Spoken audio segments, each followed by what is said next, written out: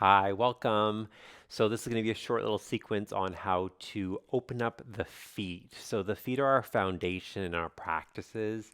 So with balancing poses, we want to make sure the feet are open. The more circumference the feet can have on your mat for balancing postures is better. But often, typically we're wearing shoes, tight shoes. Our feet are always crammed up. So it really helps to find a practice to really allow your feet to open up in the fascia and the plantar in the feet.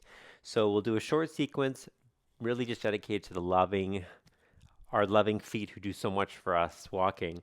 So let's just start standing on the mat. You will need a ball. It could be a tennis ball, a hard or soft ball. I prefer like a harder ball, but you can always change it up and see how it feels. Tennis ball or like a rubber little ball like this. And if you don't have that, if you have like a wooden dowel or stick, that would also work. And then I'll be using a foam chip block and a cork block today.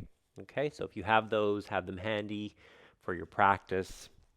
And then we'll be standing on our mat to begin. We want to look down at our feet, make sure your feet are parallel to one another and about, 2 fists width distance between the feet. And just start with yourself in mountain pose and just notice with your eyes closed what parts of your feet are touching the mat right now. Like, is it the heel on the left?